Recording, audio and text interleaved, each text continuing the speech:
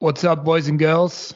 You're listening to Jules and Bullets, the UMI Discography Podcast, a show where a UMI fan and a UMI super fan discuss each of the band's records. I'm Thommy Waite, an Aussie writer and podcaster who's based out of Atlanta, Georgia, baby. And I'm the UMI fan in this equation. And my co-host and UMI super fan is Sydney-based Johnno Duncan, the host of the Progressive Rugby League Podcast and general man about town. Johnno, mate, how the bloody hell are ya? Tommy, I'm really good, mate. I'm back in my happy place, UMI town, Hi-Fi Wide Day. How good. Good to be here, mate. We're in the UMI zone. And today, in episode 2, we're talking Hi-Fi Way from 1995. But before we get stuck into the record, I'm going to silence my phone. That's fucking unprofessional. And I just want to kind of share a quick disclaimer. Myself and John are in no way affiliated to UMI. We're just two fans talking music for the love of the game. If you found this show, there's a good chance you're already familiar with the band UMI. But if you're not, listen to their records, go to their shows, send them all your money and love. They bloody deserve it. Johnno, have we covered ourselves from a legal perspective? Is there anything to add? I believe we've covered ourselves. I mean, we're not using any of the music except for sometimes we'll go to we'll do a do or a da. But I think we've covered ourselves. Yeah, it makes you wonder in the future with the computer overlords, they're going to be like, there was a bit of melody there. There were the right lyrics. Yeah, and then there's just going to be lawsuits. You getting served digital papers wherever you turn on the internet. Yeah, well, lucky I'm not much of a singer, so I think that won't hold up in a court of law. Yeah, I concur. So the format for the show will be we'll kick things off. We'll go through some notes about what led up to the recording of Hi-Fi Way. Then we'll talk through the record track by track, figuring out the vibe, the specific nuances of each song. And then finally, we'll just talk a little about what happened after the album dropped, man.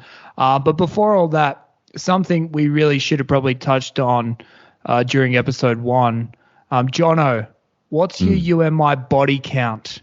I.e., how many times have you seen the boys live in concerto?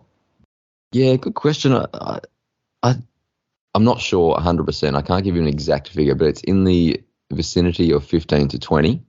And then on top of that, I've probably seen Tim Rogers solo / Tim Rogers with his various band incarnations a similar amount of times. Because I think, as I mentioned before, since I started following UMI in the late 90s, I think UMI has released 8 studio albums or 7, and Tim's released, I think, 6 solo records and various other records as well. So, yeah, I've probably seen UMI / Tim Rogers a good 40-ish times. 40-ish times I'm going to say. How about yourself?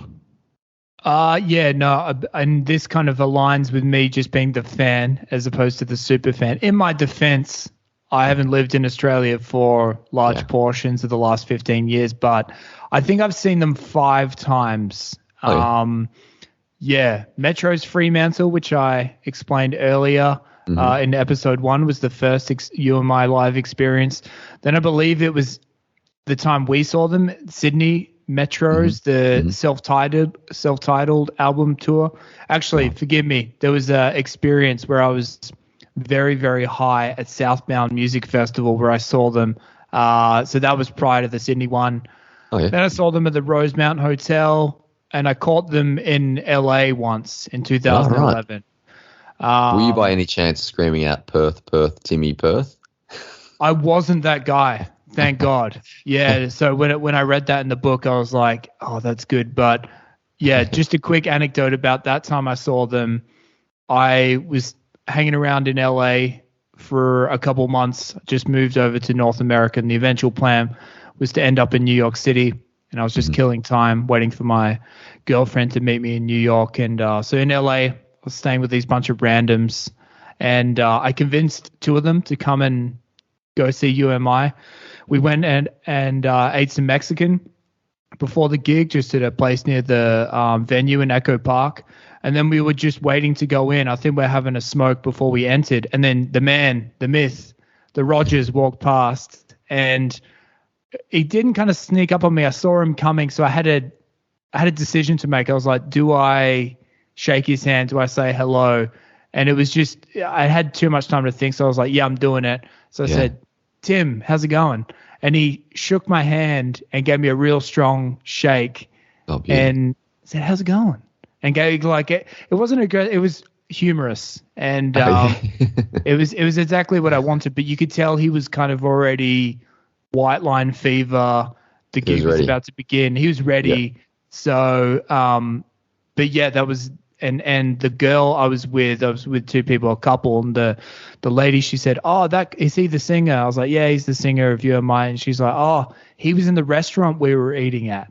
And I just had no idea. I was like, he was probably in the booth behind us, and I was like, right, telling my dumb, boring stories. and little did I know, maybe that's why he kind of passive aggressive shook my hand, because he was like sick of my bullshit already. But the point being that if I'd known he was behind me in the restaurant, maybe I would have been that guy from Perth. Like, hey, you know. So like, I got a really good meeting, got a good handshake, and then the gig was immense.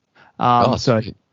Yeah, that's I'm sure we'll go through some more kind of direct anecdotes as we go through it. But that was probably the most memorable for me. That's awesome. Now, Thommy, before we get to Hi-Fi Way, there's probably one thing I should tie up from the previous episode. And at the end of the Sound As Ever episode, you asked us what the bronze, silver, and gold songs were from Sound As Ever. Now that freaked me out, obviously, and I was a bit flustered, and I read out 3 songs, and in the ensuing week I've stressed about that. Was I right? Was I wrong? And reflecting on it, I think what really got in my mind was, we've sort of framed this as me being a super fan, but not the super fan. But I think the reason why I chose the songs that I did was because I had that mythical figure, the super fan, in my grill, just sort of like, sniggering, going, I bet you he's going to pick Berlin Chair. Oh, this would be, well, let me guess, Berlin Chair and Sound As Ever. And so I avoided those songs in my top 3. But now I'm like, listen, mythical, the super fan guy, I'm going to pick Berlin Chair in my top 3. So I just want to slip Berlin Chair in my top 3. How can I not have that in my top 3? I was trying to palm off the mythical super fan, but in reality, I just want to put it into my top 3. So I just had to tie that up. So if that's okay. There's someone updating our Wikipedia page right now thinking, oh shit, Johnno's changed his votes. Let's amend the episode 1 details on the Wikipedia page. But I just had to get off my chest. Yeah. Oh, no, I'm glad you did. That's the beauty of a podcast, mate. There's no rules, and whatever you say, and the next episode you can say all that shit completely made up. I go against what I just said, so I'm glad you did it. Thanks, man. All right, Hi-Fi Way. The bullet points, released in February 1995, recorded between May and the 22nd of September. It's very specific, of 1994. So it seems kind of like they took, a bit of time, but it just seems like it was recorded in both Green Street Studios, New York City, as well as Paradise Studios in Sydney. So I'm assuming kind of like 2 different main sessions there, hence the kind of spread of time over the recording process, because notoriously they record pretty quick, right? So that's a good point. I think the main recording was done over like a week in New York, and then there was probably some additional stuff later on and some mixing and stuff. So I'll actually get to that in a second with a blurb from Lee Ronaldo. Yeah, well, you can basically go to that now, because all I was just going to add is that it was the same label, Rue Art, and the same producer as Sound As Ever, Lee Ronaldo of Sonic Youth fame. And share your kind of notes regarding kind of the transitional period between the first and second records. Yeah, cool. Well, firstly, my initial thoughts on Hi-Fi Away is that it's just an album that just brims with life. It's exuberant, energetic, it's punchy. It also has obviously tender moments too, and just listening to it, it makes you just love life. It's a shot of joy, even though it's thematically, quite well varied. There's some pretty deep moments, but yeah, the wall-to-wall quality is kind of mind-boggling. And of course, it's Rusty's first album. It's Russell Hopkinson joins the band as drummer.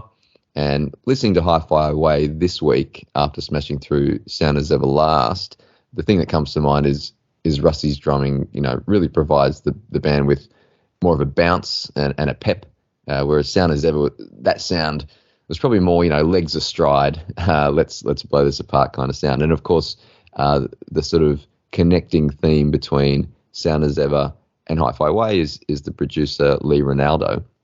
And last week we were talking about how Lee Ronaldo got involved with UMI, and we were sort of speculating a bit. I've got this from the reissue that came out in 2013, the super unreal edition of Hi-Fi Way, which in the booklet has a nice blurb from Lee Ronaldo, which answers some of those questions and also provides a bit of a link between those two albums. So I thought I just might read it out for people's reference. So this is from Lee. Yeah. Now, in early 1992, Sonic Youth had a tour in Australia in the works, and I was propositioned shortly before the tour by a fellow named Todd Wagstaff, who said he represented a label called Rue Art that was working with a young band called UMI, and would I fancy doing some production work with them. There was a lot of excitement in the air at the time over a new crop of bands popping up out of all sorts of places, including Nirvana, who were good friends of ours from the time before they broke big. I love how he adds that.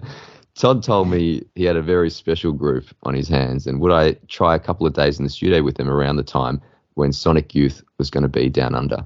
I heard a couple of demos and the Snake Tide EP and agreed, not knowing then that I would forge both a working relationship and friendship with Tim, Andy and Rusty that would last until the present day. In the course of 2 or 3 days in January 93, we cut the Coprolalia EP. I got on well with the band and liked the songs Tim was writing. I also met and became friends with a young engineer at the time called Wayne Connolly, with whom I would work with on many occasions over the years, and who also remains a good friend to this day. I was doing quite a bit of producing at the time, putting into practice a lot of what I'd learned co-producing the various Sonic Youth records we'd released. I was keen to work with the band again, and in July and August of 93, we cut the Sound As Ever LP in Minneapolis and New York City. By this time, I was gaining some insight into what an amazing songwriter Tim was becoming. I loved the songs and loved hanging out with the band. When the time came for the band to cut the record that became Hi-Fi Way in September 94, they again asked me to produce. I jumped at the chance to work with them again.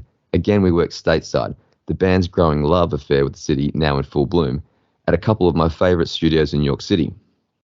Rusty Hopkinson was now on board on drums, which really completed the trio in the best possible way. We cut the basic tracks at Green Street Recording in Soho, a legendary place that had once been Philip Glass's studio, and the same place where Sonic Youth worked on Daydream Nation and Goo.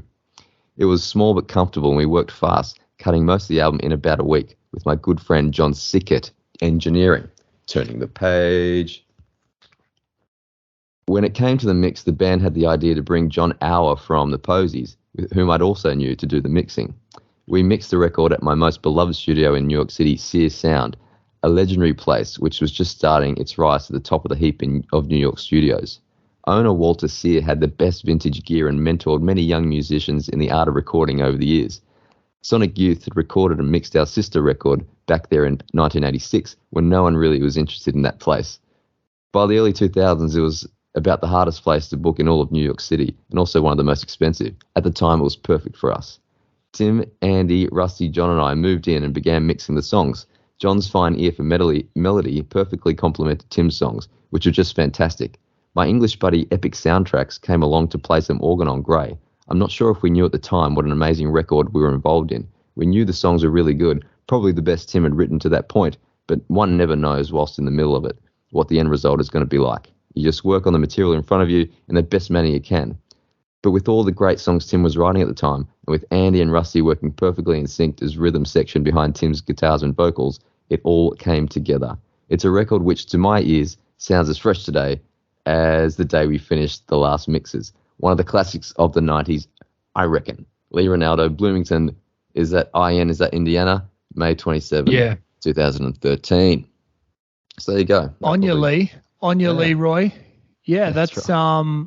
yeah, I do, because in terms of just looking through the bullet points, it does seem like they had success with Sound as Ever, and the band and the record label, they were probably like, yeah, same again, boys. Like, let's try and keep the team consistent. And yeah, that seems like what they did. But then the record definitely does have a different feel. And I would agree. It's probably the drumming has a lot to do with that. And then also just slightly different tone. And I guess the songs kind of have a slightly different feel to them as well. But yeah, all right. Well, that's useful to kind of get Leroy's input. Let's jump into the tracks. Yeah. Track 1, Ain't Gone and Open. Johnno, what are you thinking? Well, firstly, underrated track, I would say. That's what immediately comes to mind. And just a really cool tune, a great way to introduce Rusty to the world and a great way to introduce the world to the band's, kind of new sound. You've got Rusty, I think it's Rusty, counting us in, ain't gonna take, and just dominating with a really cool, assured beat. And it's really a perfect intro song to get us off the mark on this album. I've only seen this song live once. It was at the Enmore Theatre during the Hi-Fi Way Ali Daily anniversary shows, I think 2013 or 14. And I thought to myself, geez, I'd like to see this live more. They smashed it out of the park. And I think it's a really underrated song. Yeah. What are your thoughts?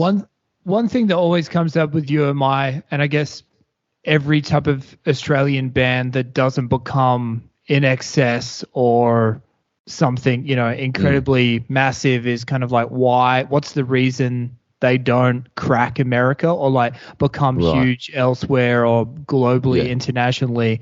And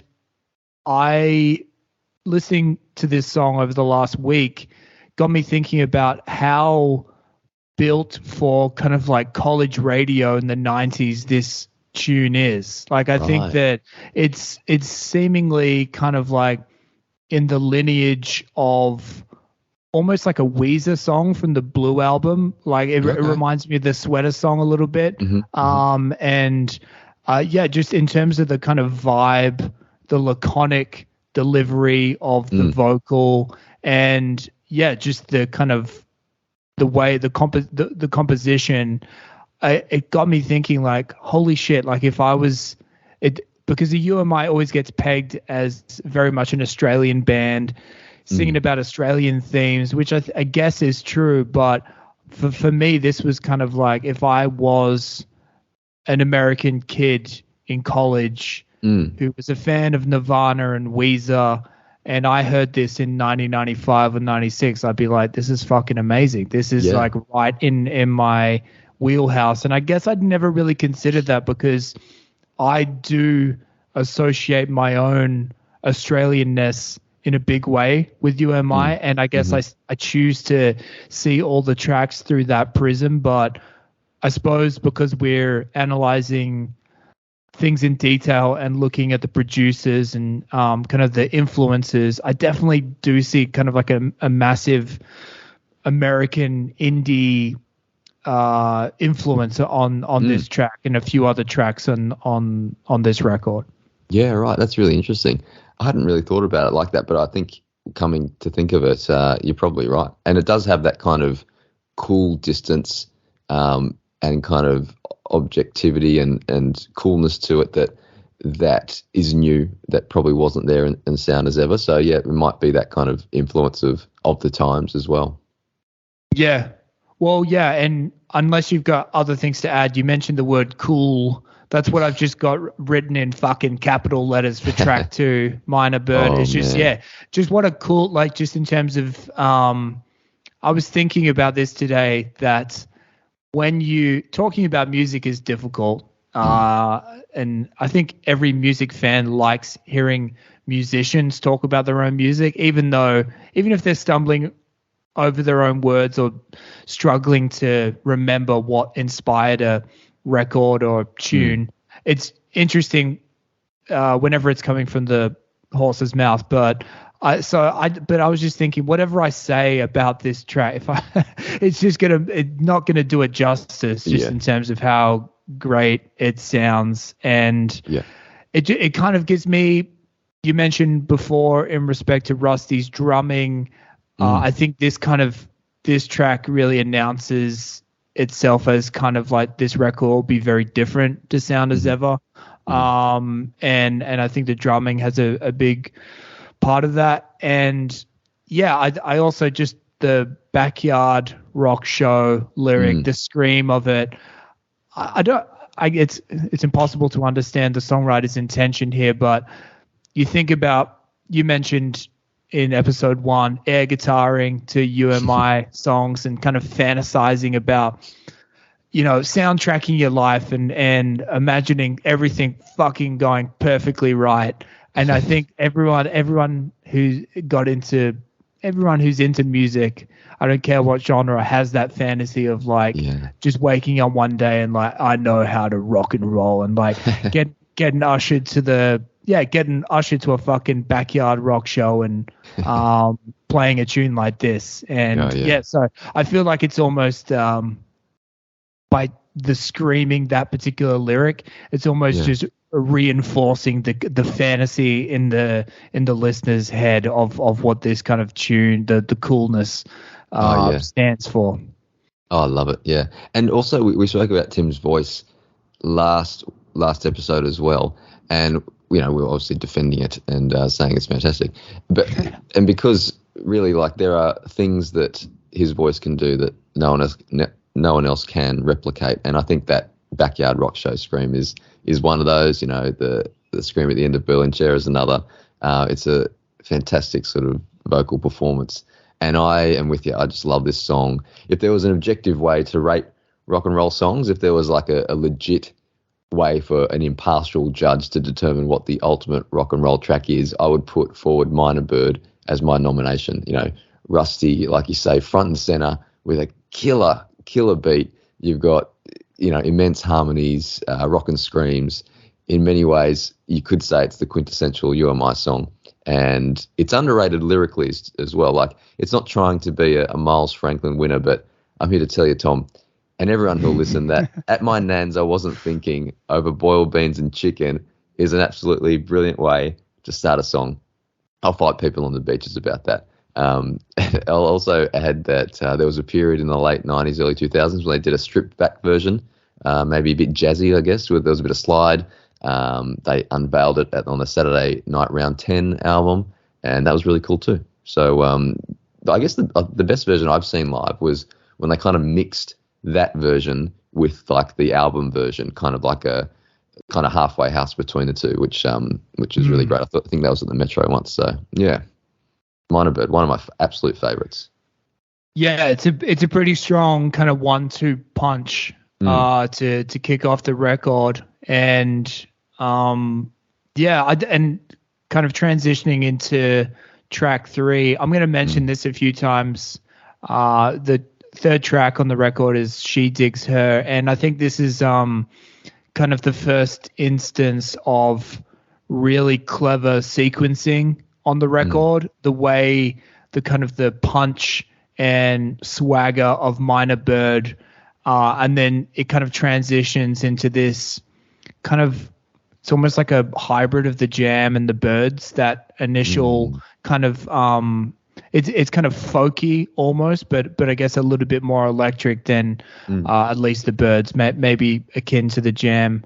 But yeah, I just think that there's multiple instances during this record where they've sequenced the tracks perfectly so that it flows extremely well, and yeah, you kind of leave the last track on a good place and you're excited for the next one. And I think this is kind of the first instance of many of that. What are your thoughts on She Digs Her?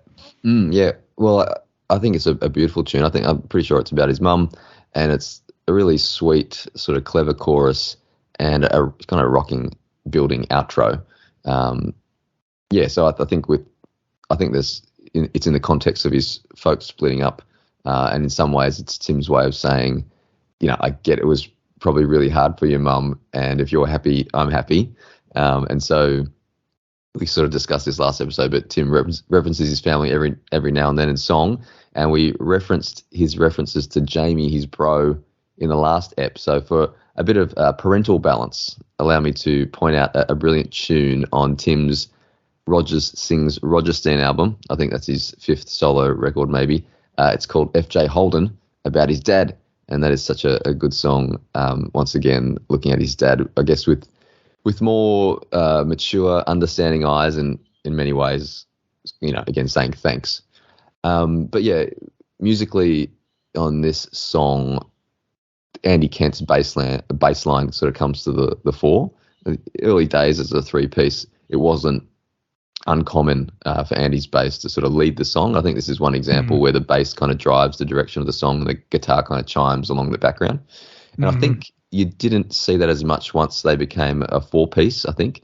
But I have noticed over the last couple of albums a return of Andy pushing his way forward, which is good. I think a Trigger Finger sort of comes to mind immediately, but we'll uncover others, I guess, as we go on. But yeah, I think it's, like you say, perfectly sequenced. It's positioned perfectly between two absolute gems, rockin' gems, and it's a beautiful tune in and of itself.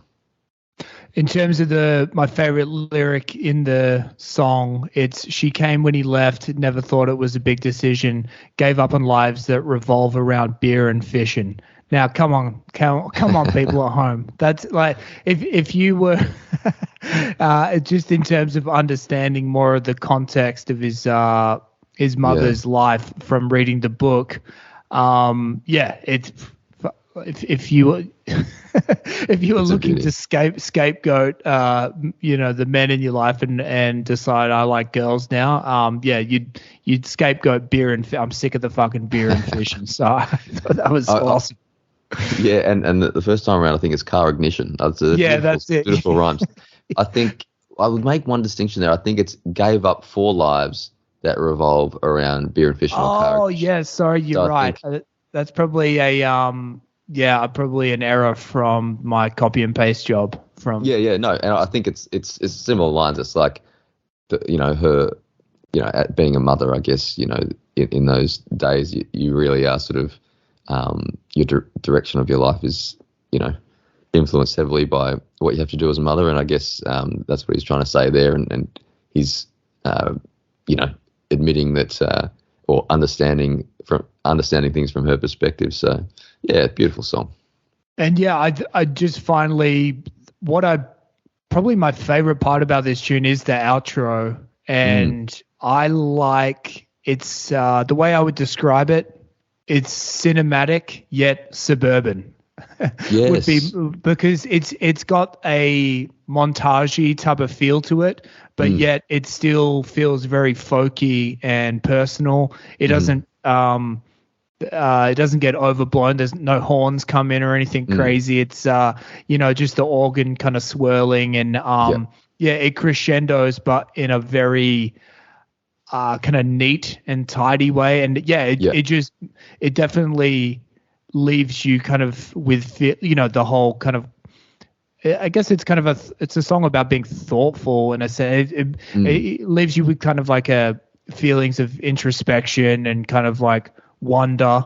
But yeah, it's not cheesy or kind of overblown as well. So yeah, cinematic yet suburban would be my. Like Margaret and David 3-word review, if that was still a thing. All right, so track 4, Kathy's Clown, single off the record. Overplayed, sick of it, chuck it down the toilet. No, come on, this is Johnno Duncan. What? Yeah. So tell me why you love Kathy's Clown. Well, it's another one of the big boys, of course. I think, why do I love Kathy's Clown? I think there are so many reasons. It's actually a really clever song in so many ways. Firstly, the build up towards the first strummed chord, I would call that pop rock perfection. So how can you get sick of perfection? The whole song sort of makes you glad to be alive. It's interesting subject matter too, an unlikely couple, a librarian and a gym junkie. Great sort of like turn of phrase around that sort of stuff.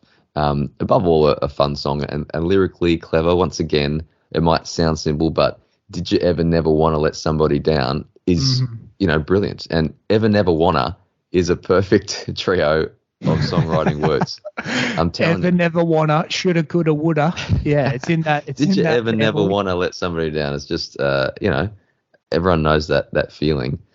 So I think it's such a wonderful song. My favorite rendition. There's a great Live at the Wireless version from when they released this album. That's on the Super Unreal edition, and it goes very hard. And I think from a live perspective, I prefer this song played at a faster tempo. There's on Saturday Night Round 10, I think there's a bit of a slower tempo, which is also good, but I prefer a faster tempo, just sort of because this song just has so much life to it. And I think it just brings that out perfectly. What do you think about Kathy's Clown? I fucking love it. Yeah, and I feel like it's another instance of UMI being directly influenced by The Who, and I feel like perhaps it's the way it was recorded or like the vintage gear or something, but I feel like a lot of bands since the 70s have tried to copy The Who, but like UMI do it really fucking well. And yeah, just a huge Pete Townsend inspired riff that's, you can imagine, and you want to listen to this song in every context. You want to listen to it in the car by yourself. You want to listen to it in your AirPods when you're running, at a huge music festival, at a grimy little club. It's kind of, it's the, it's like a cockroach of rock and roll. You can imagine it in every situation, and it will never fucking die. I'd never, an epitome of never listening to that closely to the lyrics. It only occurred to me, even though I knew, like that, for instance, and she'll drop beers like you drop vitamins. That made me want to find a girlfriend with a drinking problem for fucking years. And I always liked, this is probably, maybe just my own kind of what was happening in my life at the time, but I interpreted vitamins as kind of like disco biscuits. And I thought that was, and that always just, when I was kind of imagining the relationship in this song, I didn't even put it together that it was a weightlifter gym guy with a librarian, but I just assumed that, he was getting fucked up on pills and she was dropping beers, and he was impressed by that. I always got the impression that in this song, it's kind of like he's a big tough guy, but she's out toughing him somehow and kind of sink piss like a bloke. You know what I'm thinking, Tom? I'm thinking fan fiction. Is it what's it called? Fan fiction, where you just like you run with it. You take. There's a novel in this. Yeah, exactly. There is. What an unlikely couple. So would this be your last episode? We spoke about that party we attended in Montreal. We took the Greyhound bus from New York to Montreal.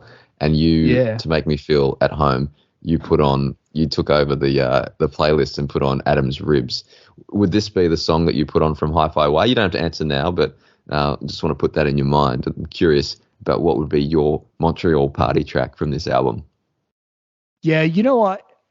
That's a tough one. I think it probably would be Minor Bird. Yeah, perhaps just because this one is I don't know, it maybe sounds a little too retro singly. Or something. Right. Yeah, singly, potentially. That's perhaps the issue here.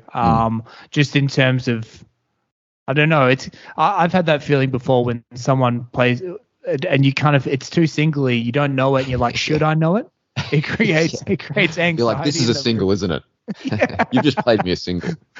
This is track 3 on the second record. Like, you start just projecting your own insecurity because you think you didn't scan the Rolling Stones top 500 songs of all time closely enough. But so I think I'd probably go Minor Bird. Cool. But great fucking track, and like it a lot. All right, track 5, Jewels and Bullets. So we've got a little anecdote we can talk about with this one in terms of our so the podcast name. I was thinking with this show, I wanted to include a UMI song title as a kind of little hook. It's just boring to be like the UMI Discography Podcast. So I thought Jewels and Bullets was fitting. It's short and punchy, and I was thinking about the UMI catalog in that there are the kind of, broadly speaking, you could say this about every rock band, so it's not that impressive that I thought of this, but I was like, there's the upbeat rocker numbers, and then there's the kind of slower, more introspective, emotional numbers. And so I was like, there's like Bullets, which are the rockers, and there's the Jewels, kind of the acousticy, slower ones. And so I pitched this to Johnno in respect to the podcast name, and this is the perils of communicating via text. Johnno, can you talk us through how you interpreted my suggestion for this particular name and what you thought I meant? Yeah, well, you came up with the idea of doing a UMI discography podcast, and I thought I was born for this. This is fantastic. And then you're like, I'm going to call it Jewels and Bullets, and we'll rate each song and sort of describe them as Jewels and Bullets, or Jewels or Bullets. And I was like, whoa. I took that as if... whoa, hold up. I took that as if you wanted us to sort of rate them as good or bad, like Jewels being great songs and Bullets being not so great. And I think I wrote this like overly emotional reply saying, I don't know if I can do that, man. Like I love them all. I mean, after every album, I'll be like, well, 12-0 to the Jewels again. And so that was my favorite line, where you were just like, look, you kind of said, these songs mean a lot to me, and I'm just not sure I'm in a position to do that. And you're like, yeah, by the way, how interesting is it going to be for the listeners if it's like, all right, we're at the end of the record, 13-0. It's all Jewels. It's all Jewels, baby. That's the next podcast name. But you clarified, and I was relieved after that. Yeah, but we're on the same page. Yeah, we definitely were. So now that we've hashed that out for ourselves and the audience, what are your thoughts about track 5, Jewels and Bullets? Yeah, look, of the tracks on this album, I knew this was one of the live favorites, and you know, a lot of you and my fans love this. It didn't grab me immediately, but I now love it. It's a cracking live rendition. My favorite being at that aforementioned 20th anniversary concert at the Enmore in Sydney. The effortless power of that closing riff really came to the fore that night. And, you know, great opening line as well. Every word they sling you hits like your folks have never been kind, you know. And it's a rockin' number, so it's a jewel. Yeah, baby. So I've pilfered this from, I believe, songmeanings.com, and it said a user from UMI. This is like a story, Chinese whispers a little bit, where someone else is sharing an anecdote from someone else, and their comment was, a user from UMI's forum enlightened me with this quote of Tim's, begin quote. It's said that when Anastasia Romanov was executed at Yekaterinburg, that jewels woven into her gown deflected the bullets meant to kill her. A coffee shop in Castle Hill, New South Wales, is a long way from Yekaterinburg, but some folks can let no assholes comments get to them. So I'd like to propose that this song is kind of like Tim's version of Working Class Hero. This is kind of like, you've got, if you're a salt of the earth type of person who's putting in a shift at a coffee shop, then you've got jewels that are protecting you from the snide barbs of disrespectful customers. So that kind of changed things to me. And I think that as a metaphor, it's kind of beautiful, right? The jewels will protect you from the bullets. So apparently a literal historical tale. And yeah, in terms of the music itself, I think this is one where you could imagine this track on Sound as Ever. More grungy, perhaps a little more direct, and so I feel like it stands out on this record, perhaps in a good way, just for some variation, whereas I think if this was on Sound as Ever, it would be more consistent with some other tracks there. So I thought anyway, if it's true, if Tim did say that, it kind of works. Yeah, well, I mean, there are a few songs on this album that reference Tim's working life in the Hills district. We'll get to them shortly. Pizza guy and hand washer. So makes sense. And it's I'm going to listen to it again with a different slant. So that's great. Yeah. Bit of Russian history, folks. We deliver it all. We deliver it all with this podcast. I'm pretty sure that was another jewel.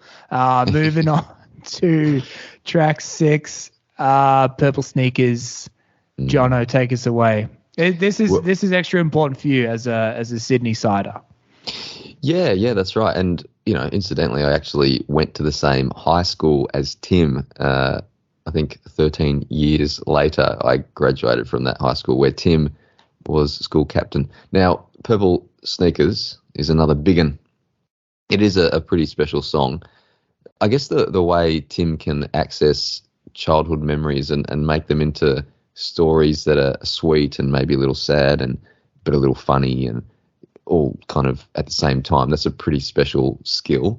Writing a song about your childhood and making it not sound lame, I think is a real skill. And he's just brilliant at these kind of tunes. And this is an absolute cracker. I can only imagine myself trying to write about my childhood in song, and how can it not be lame?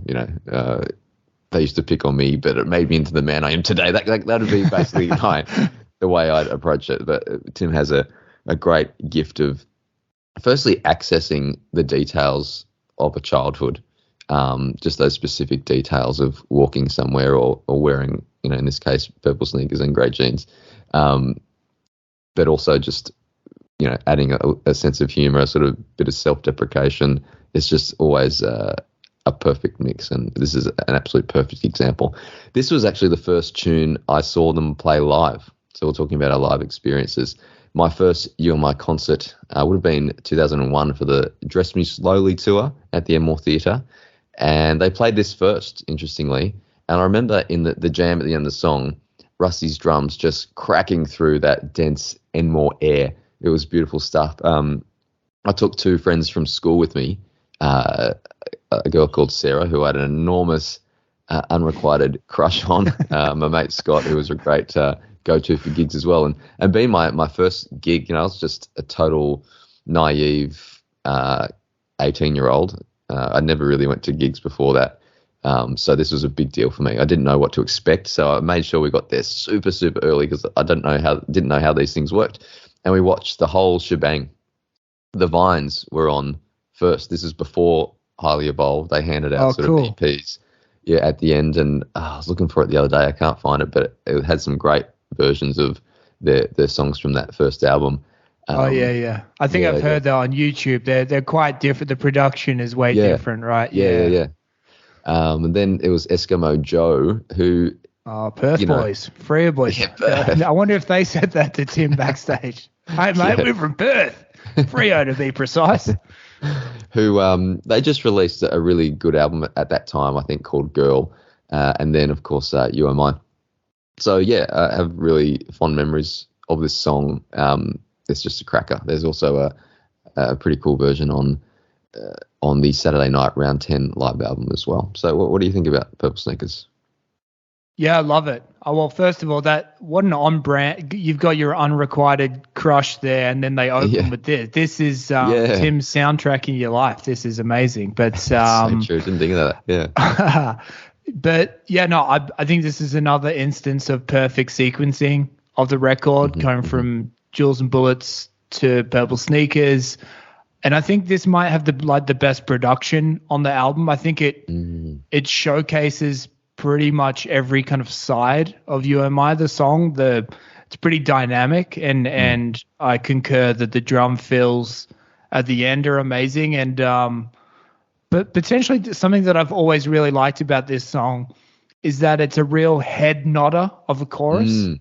In that some tracks are head bangers where you're banging when the chorus comes around, but I'm nodding every time with this chorus. There's a distinction, and it can be.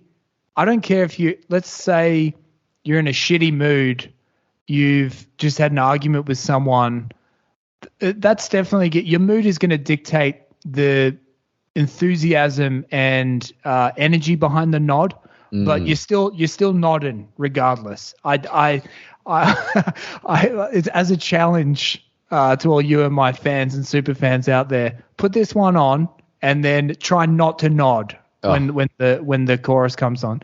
Absolutely impossible in my humble opinion. But I also have another little anecdote about this song. When I was obviously got into UMI, I think I mentioned last episode, age of 15, so maybe year 10, getting to year 11 at the high school that I went to, the same high school as Tim. From year 11, girls joined the high school. So before that, from 7 to 10, it was boys only. And I essentially hadn't seen a girl. Essentially, I'm a totally naive kid. A suburban kid, had not seen a girl, essentially, besides my sister and, my cousins and stuff, for a good 4 or 5 years. So this is like, I'm totally paralyzed, absolutely paralyzed, straight jacket. I had no idea how to act, but eventually sort of started to find my way somehow, but really embarrassed myself in many ways. And in year 11, you've got 5 periods or 7 periods during the day, and you have this folder, the folder you'd have with, the dividers for each subject. And on the inside cover and the inside back cover, kids would sort of write stuff or, tag stuff or draw things. I'd write lyrics. And I remember writing, I don't hate, I just feel bitter when no one else is around, from Purple Sneakers, which is one of my favorite lines. And I was just like, yeah, that's me. Like, I don't hate, I just feel bitter when no one else is around. And I'd write all these lyrics. A lot of them were Tim Rogers or UMI lyrics, all over the inside covers. And I had sitting next to me like a really cute girl named Roz, I remember. And I'd kind of like open the folder just so she could see all these cool lyrics, because I thought that was really cool. And, I thought she'd be impressed. And I'd just kind of slide it over just so it was in her peripheral vision. And I remember one day she's like, what is that? I'm like, oh, they're song lyrics. She's like, did you write them? I'm like, no. And then she's like, oh. Just looked at me really like, what a loser. I'm like, oh.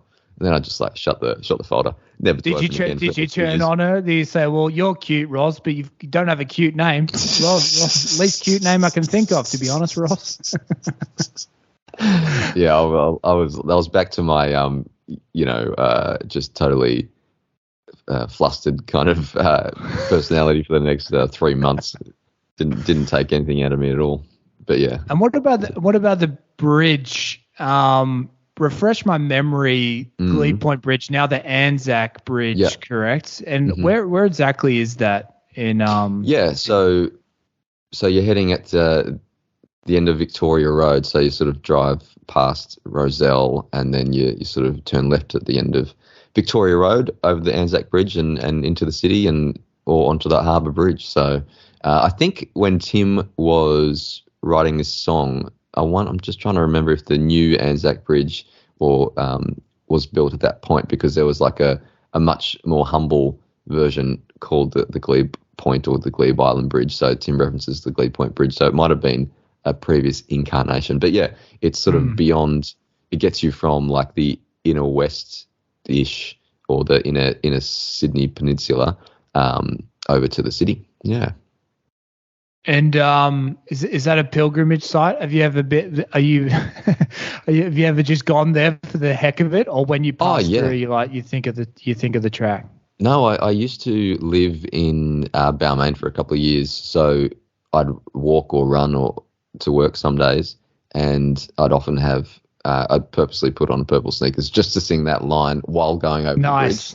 Yeah. So just to get the goosebumps. No one's watching, but it's still important that you do it's very shit important. Like that. Yeah. It's someone's keeping score. So that's good to know. Absolutely. And so someone Roz runs past you, and you're like, she's got headphones on. You're like, Roz, you finally understand. Same track. I don't hate. I just feel bitter. I feel bitter right now. Fuck you, Johnno. All right. Purple Sneakers, we did it. Track 7, Pizza Guy. This is the one track where, just it was kind of like prior to this week, was like a non-offensive, good album track for me. But this is one of my faves now. Yeah. And for me, I'd always remembered this track because the lyric "six pack for the way home," only 25 minutes alone. That lyric sparked a drink driving epidemic with me and my mates in Perth circa 2006. I don't care how much money the Howard government at the time or fucking Kevin 07 was about to sink into preventing 18 and 19-year-olds getting behind the wheel after they've had a skinful, but that we were, and I don't think anything too irresponsible happened because, you know, it's six pack for the way home. You're maybe not drinking the whole six pack, but yeah, but I guess broadly speaking, it's interesting because when I was listening to this song at the time, it's essentially the same time in Tim's life, really. And there's another, you know, the lyric where he's again talking about real people, his real experience, 19 to 22, just Nick, Jamie, red wine, and you, into the Datsun and go to another Mass Appeals show, who I'm guessing were like a Sydney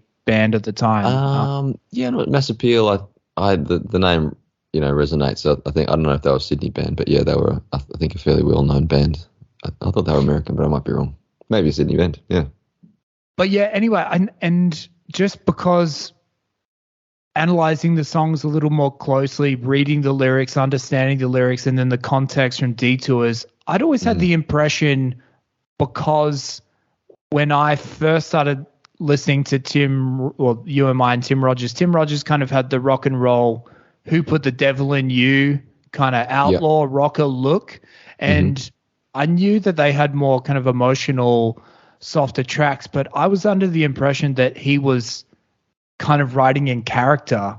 And it's only over the years that I've kind of really understood how personal, honest, revealing these songs are about, being a pizza guy and feeling disconnected and being angry at the Rosses of the world with who are balanced and in you know, steady conventional relationships, all that stuff. So that kind of that swirling, those swirling feelings of distrust and paranoia and anxiety are pretty palpable for young men around that age. And so this track is really grown on me over the last week.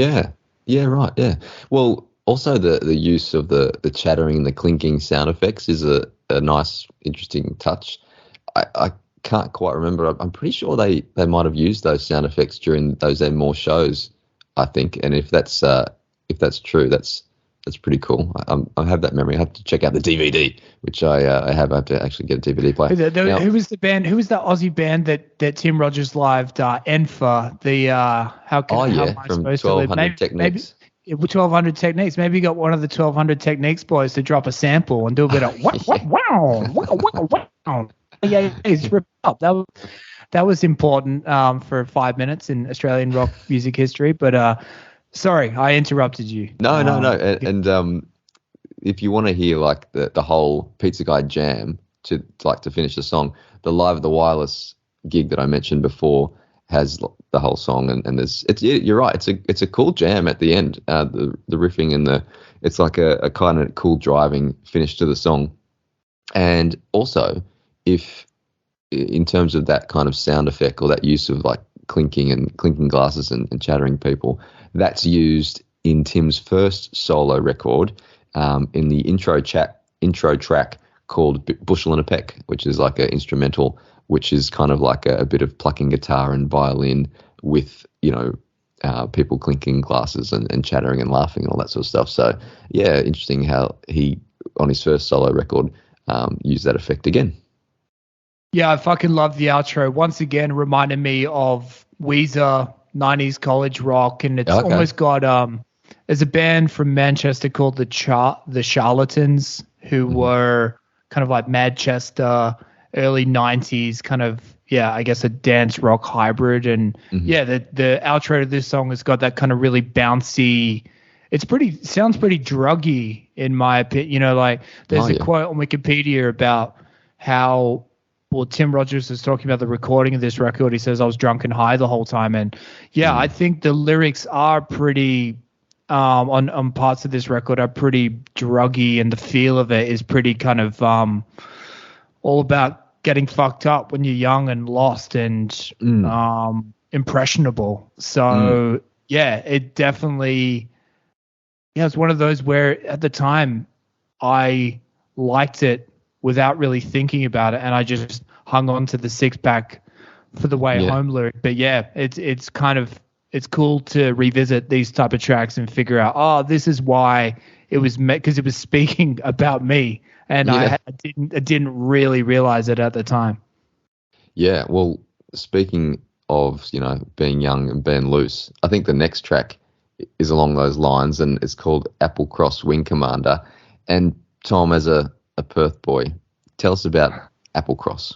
Well, yeah, I've got kind of a good little anecdote here. So I'm from the very northern suburbs. I grew up in the Joondalup area, and Applecross is actually kind of a nice area south of the river. So in Perth, you're either north or south, and it's very tribalistic. It's all to do with the football. If you're north of the river, you're a West Coast fan. If you're south of the river, you're a Freo fan. Okay. And this particular track, I've got a very specific anecdote because I grew up in the Joondalup area, and then me and a couple buddies, we were the first of our friendship group to move out. We didn't get very far away. We were still in Joondalup, the shittiest part of the suburb, in this crappy rental, one Abitibi turn. And we were the first of our mates to move out. So on a Friday and Saturday night, everyone had cars and everyone else was living with their parents. So we'd go from like our 3 cars and then to like 12 or 15 as like all our mates and like a couple girlfriends and some randoms, like friends of friends, would come over. So like people were parking like on the side lawn of our place, and it looked hilarious because it was like, there's clearly the party place. And I've got a very distinct memory. I think it was around the summer holidays from uni, first or second year of uni, and I was hungover as fuck on a Sunday morning, I believe it was. And one of those situations where it's like, we're drinking again today. Why don't you have a bucket bong, Tommy? And I was like, I shouldn't have a bucket bong. This is a bad move, but yeah, I'll fucking do it. Had my bucket bong, and I threw this song, and it I want to be clear, it wasn't the tune. It was my state of mind, but it was not the right song because it's an aggressive, driving, pummeling type of tune. And so I was sitting in the background. We had the music really loud. We had an amazing speaker just sitting kind of in a that 70s show style formation where we're staring at each other around a table. And I could tell my 2 roommates could tell I was on the verge of a whitey, and I was fighting it. And then as it started to kind of go, the song crescendoed, I gave up and I went through the bathroom and I started chucking up, and eventually the track ended, and then I just could hear my 2 stone roommates laughing so hard where I thought they were going to have a conniption at me for my futile state. So, nice. But anyway, that's the one that kind of cut through, and I associate this song with Perth because Applecross gets referenced, and just my kind of experiences living in that wild share house for a few years. Yeah, well, as the song goes, done a lot of dumb things now. So I hope we do some more. Here we go. Yeah, it's the last summer, so when I dust, you will crawl. I'm pretty sure I was crawling to the bathroom that day, but and as far as I can gather, Tim lived in Perth for a few years growing up, and the song is him kind of like in love with the Applecross Wing Commander's daughter. Is that kind of the vibe of he's going to fuck with this pilot who lives in Applecross? Oh, right. Loves his daughter?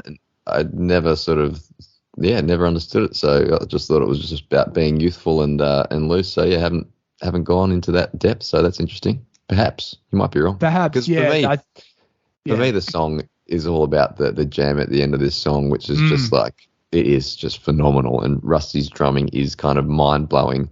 Octopus style drumming.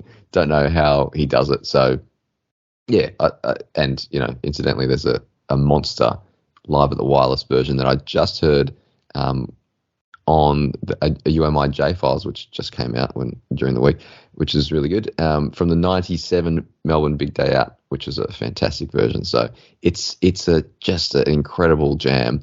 And interestingly, Tommy, talking about sequencing, this is the fourth song in a row where it has like a jam to end the song. You've got sort of Jules and Bullets, Purple Sneakers, Pizza Guy, and Applecross Wing Commander.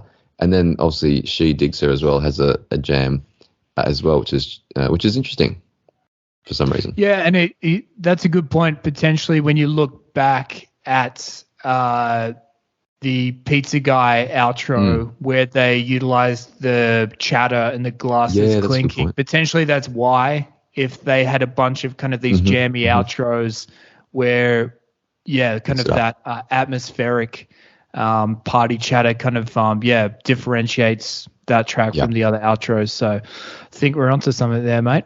Ronaldo, we know your tricks.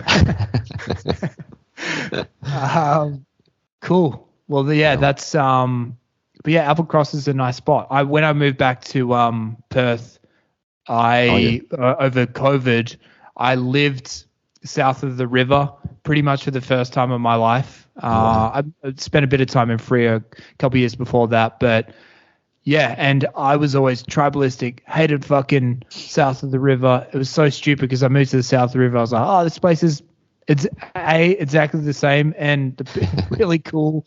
And Applecross is nice. It's not right on the river. You can jump there you go. Water. Yeah, so. But yeah, Springfield, that's another Shelbyville vibe. Yeah, you can go to the Anzac Bridge for the Sydney pilgrimage, drop into Applecross, and just drive around with this track on. Track 9, Stray. This one is for me where I just always associate it with the Rolling Stones, because the Rolling Stones have got a couple tracks, similar titles. They've got the Stray Cat Blues. They've also got a track called Sway, which I really like. I believe it's on Goat's Head Soup. But yeah, anyway, I feel like this is a very Rolling Stones-esque kind of bluesy type of tune. And then what I really like is the psychedelic part, which again, I can kind of imagine Mick Jagger singing the lyrics, "Those born with gold and with weary souls should eat their young and die." I could imagine Mick, do you think we should do this, Keith? Isn't it a bit on the nose? But I could see that kind of psychedelic woozy part on the Stones, their Satanic Majesty's Request record as well. So this whole song for me, including that psychedelic part, has kind of like a Stonesy vibe about it. Yeah. And I love this tune too, and that sort of opening riff is kind of the thing that immediately comes to mind. And I think the opening riff actually sounds better live than it does on the record for whatever reason. The Saturday Night Round 10 version is particularly good. I think there's like a double guitar attack on that riff, which sounds pretty awesome.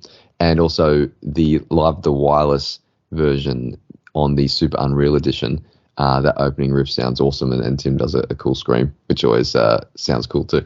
So yeah, I guess I don't really know what it's about, but something to do maybe about getting bad mouth for being in a rock and roller, being in a rock and roll band. Are you stray cat, stray dog, kind of unwanted, that kind of vibe. But cool tune.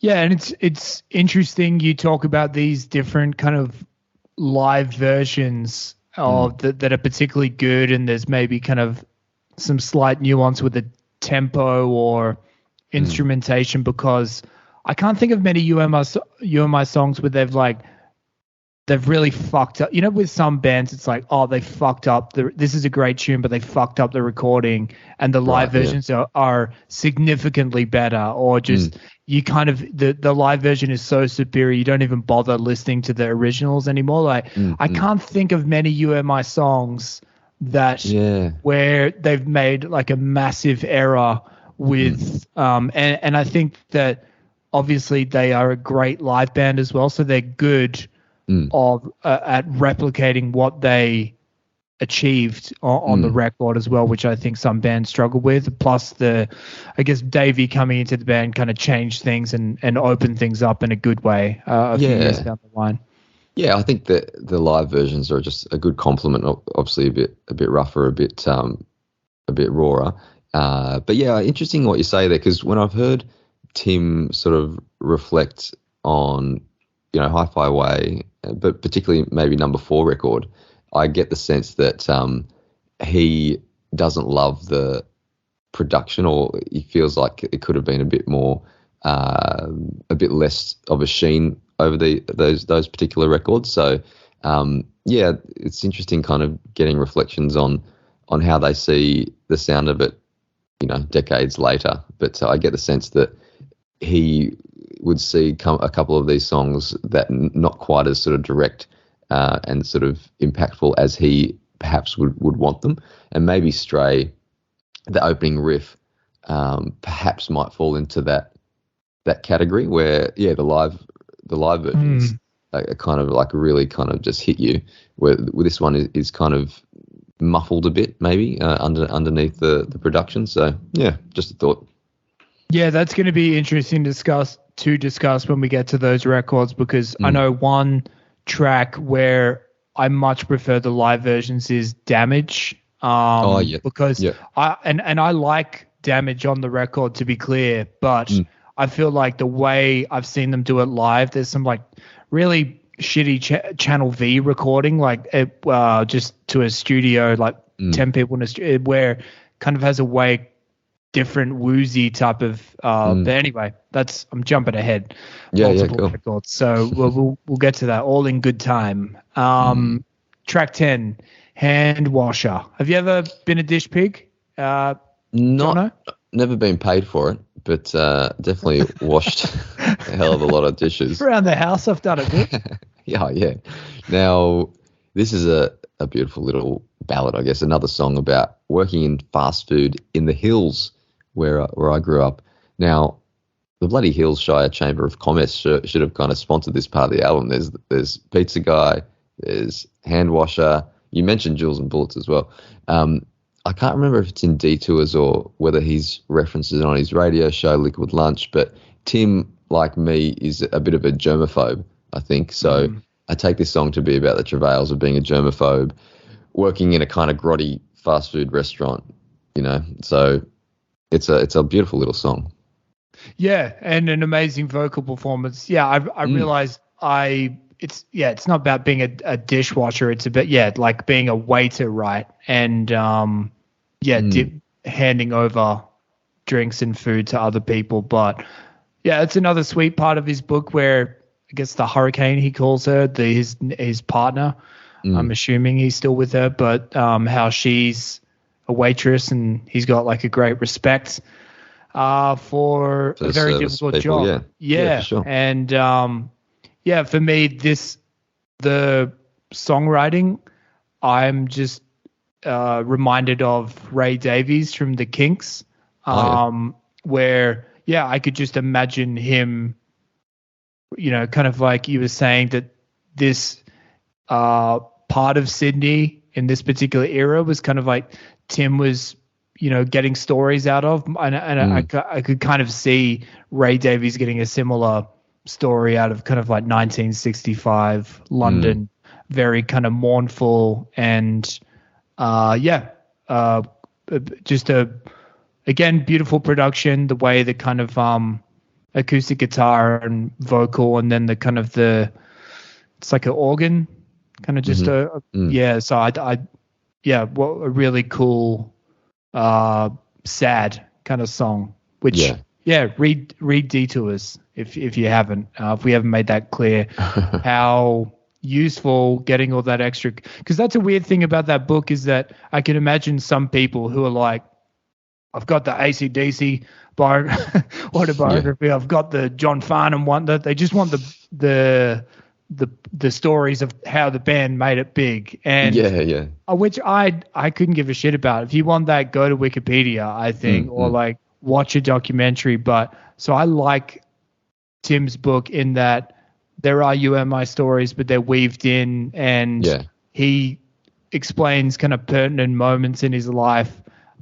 which you get a lot out of for the music, and maybe he's leaving things open for a more definitive you and my story, which I would love to read as well. But yeah, I thought he did a really good job with this book where he would touch on moments in his life and experiences, and that helps you appreciate the songs more without being a kind of like, all right, sit down, I'm going to tell you the whole you and my story. Yeah, I agree. As a fan, you kind of make the connection from little stories and tidbits. So I think it's really cleverly written, and yeah, I got a mountain out of it, so loved it so much. Track 11, Punkarella. What are you thinking, Johnno?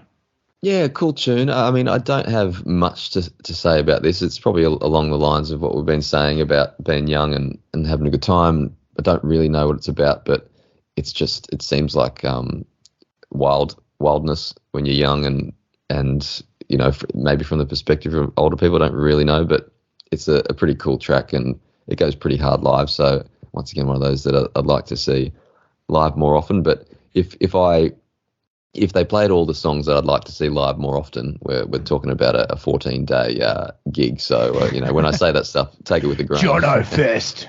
Roz, you're not fucking invited, you bitch. No Roz allowed. No Rozes. I'm kind of share your thoughts on this one, where it almost feels like it was built for the live shows at the time. Right. I'm guessing, you know, just a great kind of live song. I tried to read the lyrics, the music and the transition and the chorus reminds me of the early Jam records. But yeah, I tried to read the lyrics and make some sense out of them, and they didn't make sense to me.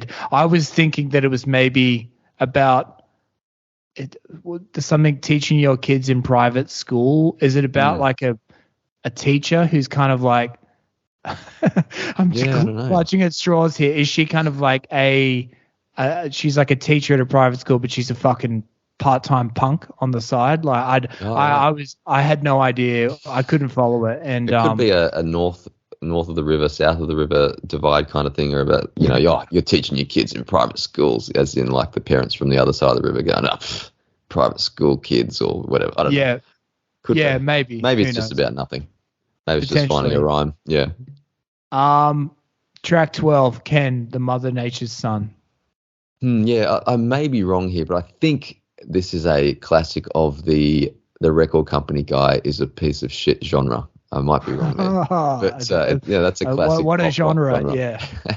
Yeah, which is a genre that doesn't really exist much anymore, because record labels are a very different beast now. Like now it's Spotify sucks.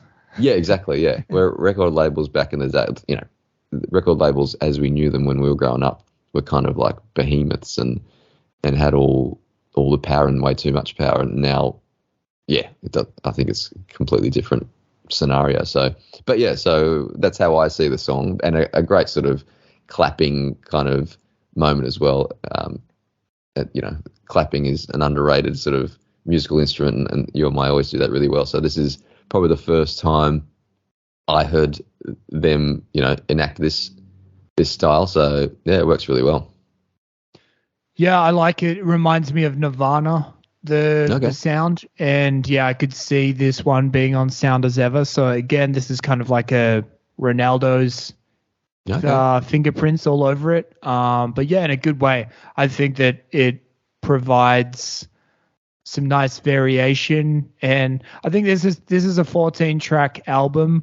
Some 14-track albums, they're too long, but for me, I feel like this one is still adding something and kind of building towards the crescendo of the last couple tracks. So yeah, I don't have a whole lot to say, but I believe I mentioned this on episode 1 where I knew that there was some grungy elements to UMI, and I guess I kind of overlooked the more direct influences, that contemporary influences at the time that Rogers was clearly like, and I believe that they supported Nirvana when Nirvana came to Australia, right? And I'm not aware of that, but I might be wrong.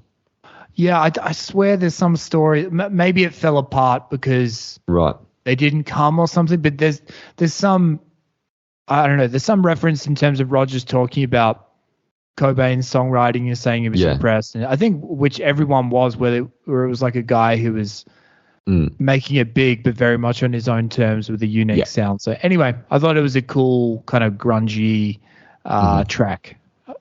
Track 13, Grey. Yeah, beautiful sort of country tinged guitar lead there. I think it is about Stephen Goose Gray from a band called Box the Jesuit, a band that Tim was playing with at the time. And Stephen Goose Gray was a guy Tim really looked up to, and they'd become really good mates.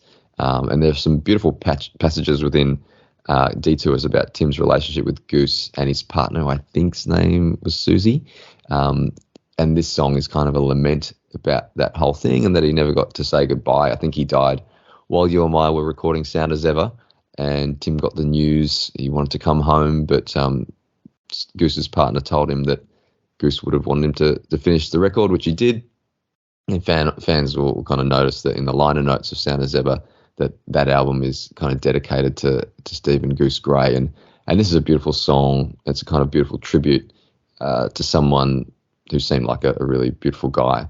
And musically, when this song comes on, I'm looking forward to sort of, when they come in after, I think, the solo to sing in harmony, that first part of the song. I don't know what that's called musically, but that's kind of almost the album highlight for me. And I'm always singing the backing vocal when that bit comes on. It makes me feel really good. It's a beautiful tune. One thing I really like about this one is that they've included the organ interlude in the song. Sometimes bands will be like a little tinker, track 14, and it'll be 45 seconds of an organ sound and maybe some studio chatter, and then it will go into the next real song. I think Oasis did that a couple times on What's the Story, Morning Glory, to like stretch a 10-track album out to 13 tracks. I don't fucking know what the reason was. Maybe it's some hangover from like when you actually had to make physical records or whatever. But I like the fact that because I like the organ interlude, but I like the fact that it's a part of this song. Yes. And once again, just the Detours context helps in a big way to learn about the Box the Jesuit fella, and just in terms of like what a massive influence that guy clearly was on Tim's like worldview, where seemed to kind of like give him some reassurance and kind of like steadied him in the world of rock and roll a little bit, where you can imagine someone like Rogers with all the kind of anxiety and nervousness and dealing with all the turbulence that comes with adolescence and feeling isolated, that it would have been a hard world to break into. But then he got this couple, like a really talented, very artsy people who kind of like, believed in him and gave him a chance. And so, an amazing track and made that much better when you kind of understand at least a little bit about the relationship that it's about. Yeah. And when you hear Tim talk, he talks a lot and like wants to defend the sort of trier and the person who gives it a go and creates, and he's of the attitude that's just way too easy to kind of sit back and be cynical or critical about people who really try hard to either create things or to do good things. And I think, like you say, that this period of his life was really influential in sort of forming that worldview, and because I definitely fall into that sometimes, where it's very easy to just go that's rubbish or whatever, where Tim is kind of always pushing the line that no, I mean, trying is cool. It's not cool not to try, if you know what I mean. So I think it's along those lines. So influential people.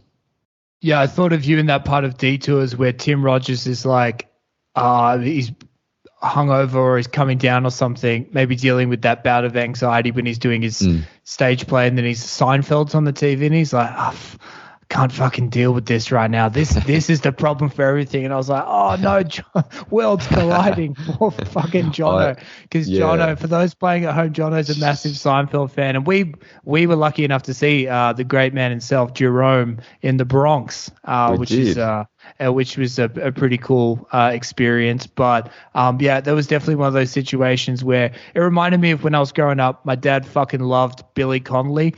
And then one of his shows, Billy Connolly's like, I hate the fucking beach. my old man loves the beach. It's like his favorite place in the world. And my dad was just kind of like frazzled. He's like, don't agree with you on that one, Bill. So I was thinking you were just shaking your head when Rogers. Well, it's an interesting one. He backtracks a little bit in the book, right? Where he doesn't fully blame Seinfeld. No. Well, I think it's. I thought about it a lot, actually. Believe it or not. Overthinking, Johnno? No way. No, well, yeah. Obviously, I was a big Seinfeld guy in high school, and still love the show. But I get where he's coming from in that. I don't blame Seinfeld the show though, because I think it's a great show. The way things unfolded was that Seinfeld somehow permeated popular culture like no one could have ever imagined, and it's still central in a lot of ways to popular culture. It's still a lot of like comedies were influenced by it, so there was that sort of lingering effect. So I think I would say to Tim, I'd say that Seinfeld came out of a period where sitcoms were so sentimental and kind of lame, and there was that kind of scene. So like there was, the era was dying for a show like Seinfeld. It happened to be Seinfeld. It was a great show, but then it permeated the culture like no one could have imagined. And yet I get where he's coming from, that there is a kind of cool detachment which probably has not been helpful in many ways. But yeah, I get where he's coming from, basically, is what I'm trying to say. Is the John Lennon quote where he says Jesus was all right, but his followers are thick and ordinary. Yeah. You could kind of draw that conclusion with Seinfeld, where they were doing the sardonic, nihilistic, everything sucks.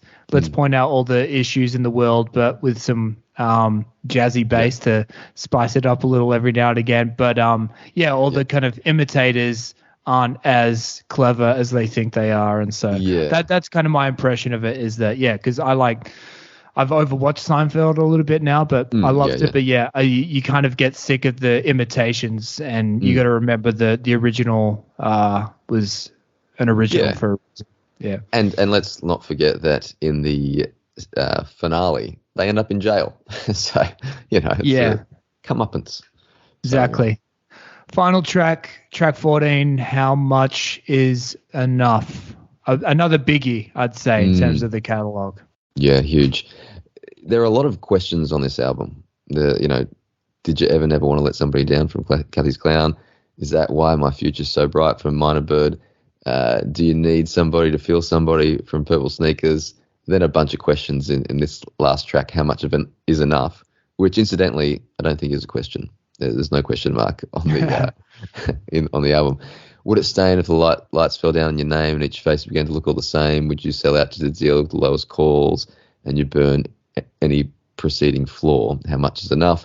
Did you ever want to just lose touch with everybody you know? Holy shit! What a mature, thoughtful end to an album that feels so youthful and brimming with confidence. But this is really sort of contrasting beautifully with the rest of the album. And it's a perfect end track where I guess all the questions really adds to the feeling of youthfulness maybe in the album as well. Like Tim's trying to work stuff out, asking questions, looking for guidance or solidarity. I don't know. But it's a really mature end to the album that, like I say, seems to brim with so much youthful life, and it perfectly caps it. I really like the Saturday night round 10 version. I would say when this song's played live, I mentioned Kathy's Clown earlier, that I like that as a faster tempo. I like this played at maybe a slightly slower tempo, just because it allows that last slide guitar solo to really come to the fore, which I think is just an amazing end to the album. Really kind of gets the goosebumps going, and during that slide solo, the interplay with Andy's bass, it's a fantastic bass line in that outro. So it's a fantastic song and one of my favorites. I think it's a very clever song and it's a great closer because of the way it's structured. It feels like one long crescendo. You've got the kind of guitar at the beginning, kind of the opening lament, and then I think it's because there's like ongoing and repetitive cymbal crashes that occur, and so it's not like a standard track that kind of like builds layer upon layer. It kind of gets built pretty quickly, and then it just kind of it's just like one long crescendo is kind of how I see it, and that adds to the emotion of it. A couple like little build up, but on the whole, it kind of it's the kind of standard type of verse, chorus, verse type of tune. At least the way the instruments are working around the vocal, from my perspective, and just in terms of this was a very important song for me when I was living in London. Like I told the Applecross Wing Commander anecdote before, like 19 and 20 fucking around this share house, and I was very directionless and lost, and like many young people, many young Australians was like, I'll go to fucking London to travel and explore. And when I was in London, I was very glad that I'd traveled, but also kind of acutely homesick in the same breath. And this track was it was like my favorite song, and I listened to it all the time when I was living in London and feeling homesick, because I think that there was this bittersweet irony of me knowing I wanted to go home, but also if I went home, it wouldn't be quite the same of what I'd left my group of mates. And then even if it was, then that was going to end inevitably. And so, just the lyrics. Did you ever just want to lose touch with everybody you know? It was kind of that. It was that weird thing of like, I felt like the lyric was almost like testing me. It was like, is that what you really want? Type of, and I feel like in the lyrics itself, if you read through them, it's like an internal conversation that's happening.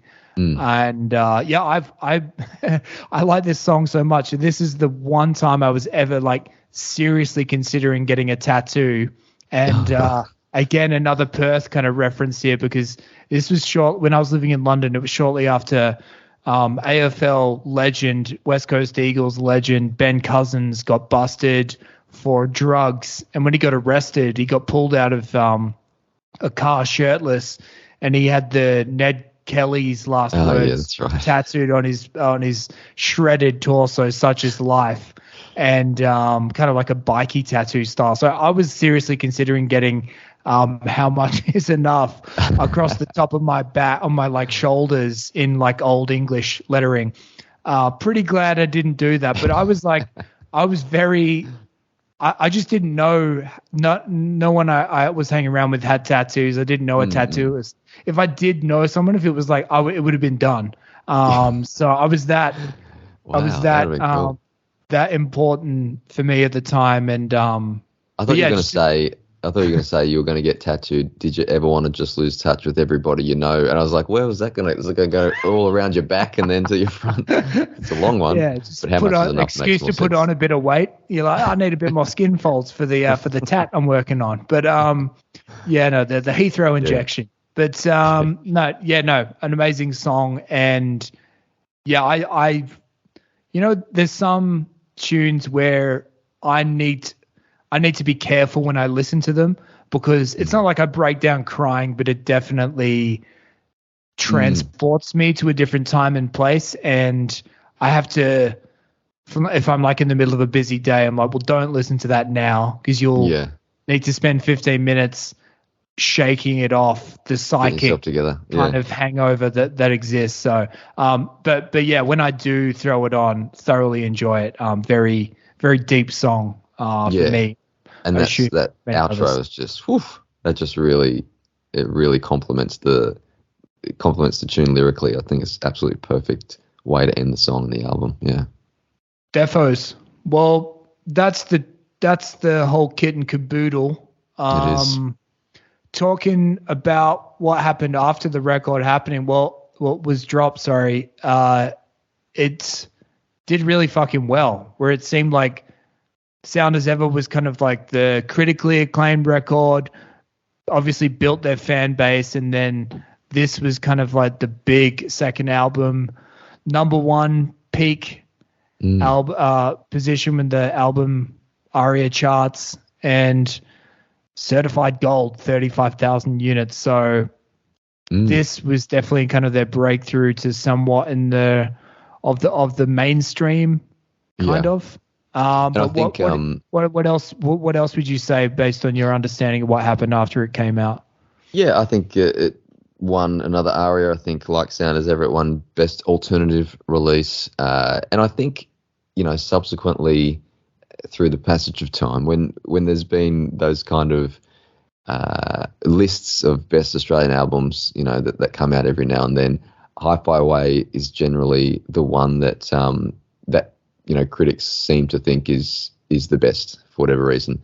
I think I read it was number 8, rated number 8 by someone. Not that these lists matter, but yeah, Hi-Fi Way is considered by critics as the leader of the UMI pack. Not sure if I agree, but that's kind of the consensus. So I would also like to add that when we got through these super unreal editions in 2013, the great thing about that was getting all these B-sides that I never was exposed to, because I only became a UMI fan in 98 after the number 4 record.